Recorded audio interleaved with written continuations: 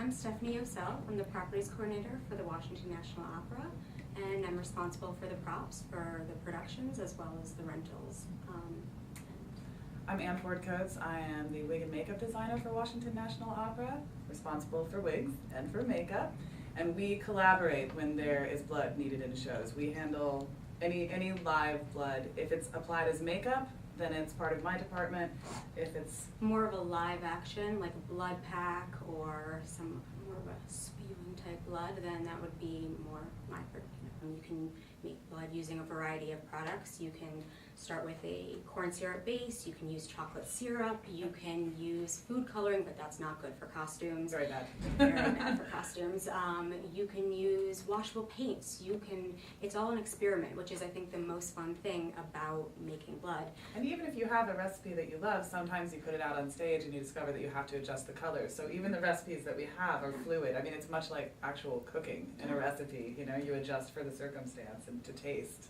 This is an example of aged blood, and this is what it would look like. And this is an example of a professional real blood. It's fresh blood.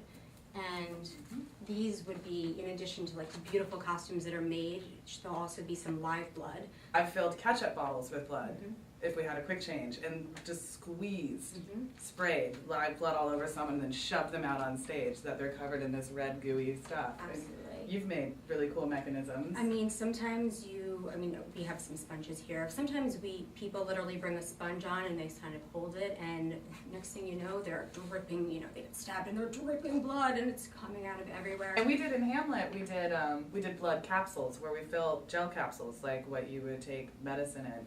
And we fill that, well, they come preloaded with blood and they stick it in their mouth, walk out on stage, and then at the right amount of time, they bite it and blood pours out of their mouth. I mean, we've got all kinds of really disturbing tricks. I think that's what's important about special effects, is really to draw the audience in. We're telling the story visually. I mean, it's written in the play, in the opera. It's a horrific thing that's happened. She's been forced to marry someone. She goes completely insane and then stabs him, So when she comes out on stage, sure, she can come out and she can sing about it, and that's beautiful, and the music is totally evocative. But if you also see that she's covered in shiny, shiny blood, that's an audience experience. We're part of that visual, active, live storytelling. Really so. illustrated, absolutely. Yeah.